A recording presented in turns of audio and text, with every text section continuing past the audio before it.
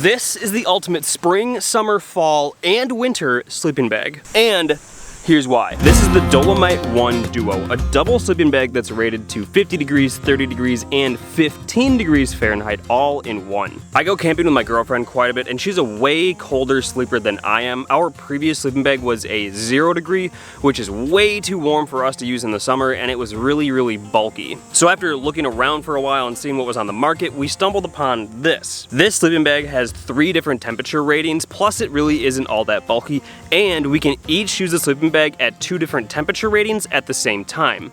Sort of. But there is one thing you need to know about temperature ratings for sleeping bags before we get into this video, and I like to mention this in all my sleeping bag reviews or whenever I mention it because this is very important, and I don't think many people really truly understand this. The temperature rating for a sleeping bag is basically telling you the absolute limit that you can use that sleeping bag in. For example, if a sleeping bag is rated to 15 degrees Fahrenheit, that is the absolute coldest that you will survive the night in that sleeping bag. Even near that temperature, you're not gonna have a good time sleeping, and anything colder than that is not going to be a good situation. So always keep that in mind whenever you're looking to purchase a new sleeping bag. And with all that said, here's how the North Face Dolomite 1 Duo sleeping bag works. This sleeping bag has layers. There is the top blue layer, which is pretty thin, an orange layer, which is actually pretty thick, and the base layer, which is about the same as the top blue layer. Changing these layers will change how warm the sleeping bag is. So for the 50 degree configuration, you remove that thick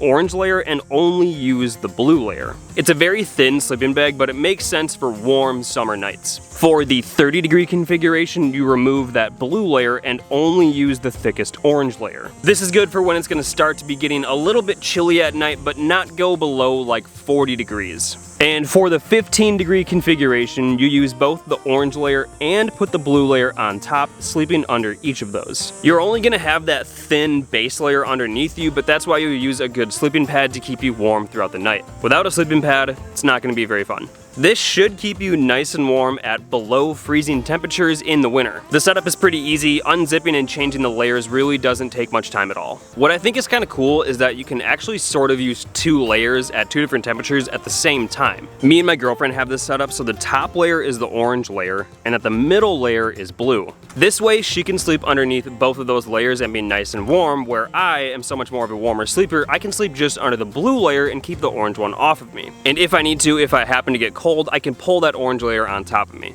That way, both of us get exactly what we want all in one sleeping bag. As for some features on the sleeping bag, there are interior pockets for you to hold whatever you want, maybe a water filter or your phone, maybe a headlamp. Those are both on the blue and orange layers and on either side, so for you and whoever you're sleeping next to, you each get pockets. There are zippers on each side for each person to get in and out of as needed or to open up the bag and let some heat out. And on the top, there is some elastic with a plastic toggle for you to pull the top closed if you need to. As for materials, this is a fully synthetic sleeping bag made out of polyester, so it's going to be pretty easy to clean and won't take very long to dry. One thing that I didn't even notice at first is where your head rests on the sleeping bag. Their material is a little bit softer and kind of made out of a non-slippery polyester material, so it's more comfortable to sleep on. This does come in 2 different sizes, a regular and a long.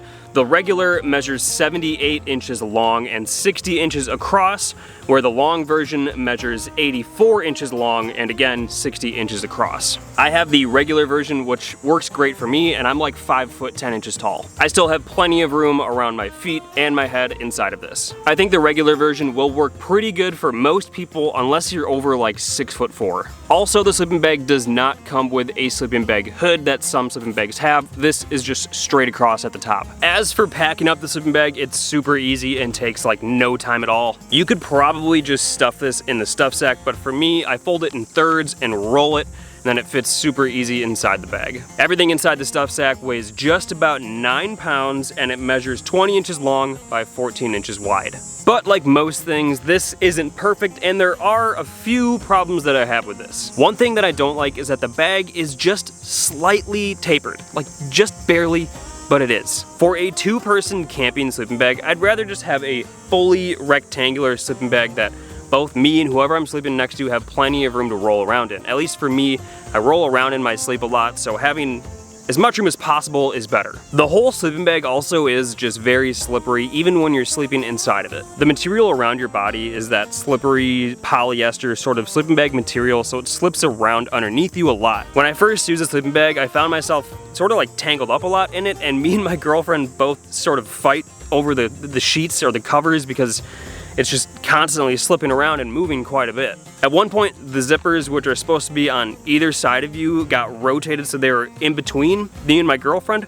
I don't know really how that happened, but they rotated like 90 degrees. Another thing too is that I constantly feel like I'm just like fighting with the zippers. They work pretty well, and it might just be me, but I constantly feel like I just have to like zip it up and then go back down, and it gets stuck and have to go back up and back down. I think it's just because it's so interchangeable that they're not perfect, but it's just kind of annoying when you want to zip up the sleeping bag or unzip it and you have to you're sitting there fighting with the zipper. You guys know what I mean. It's just annoying fighting with the zipper. As for the material and it being so slippery, I do wish they just made the inside of it like that softer material, especially on the base layer. That would be nice. They only have that strip by your head that's that softer polyester that's sort of like, it's a softer feel of polyester. I wish they had that as the entire base layer rather than only that strip around your head. I think it'd be more comfortable, and I don't think it would slip around as much. But overall, I do enjoy it. I love that you can change the layers, and it's a good sleeping bag. So who is this for?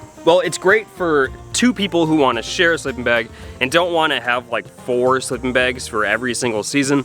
With this one, you can use it for basically the entire year, and at the very least for 3 seasons out of the year. It's also good for couples where one person might sleep warmer than the other, and you can each sort of have your own temperature rating in one sleeping bag. Overall, this sleeping bag is pretty sweet and it's very versatile. It's definitely good for in the summer. I'm very eager to use it in the upcoming fall and maybe into this winter. As for the cost of the sleeping bag, the regular version costs $250 and the long version costs $260. If you're interested in picking up this sleeping bag for yourself, there are affiliate links in the description of this video. Using those links helps support me and my channel at no extra cost to you guys, so I greatly appreciate any of you for using those links. Let me know what you guys think about this sleeping bag, and if you guys have any questions, I'd love to answer anything that I can. If this video did help you guys out and you thought you learned something, please give me a like, as that really helps out my channel. Thank you all for watching this video. I'll see you in my next one.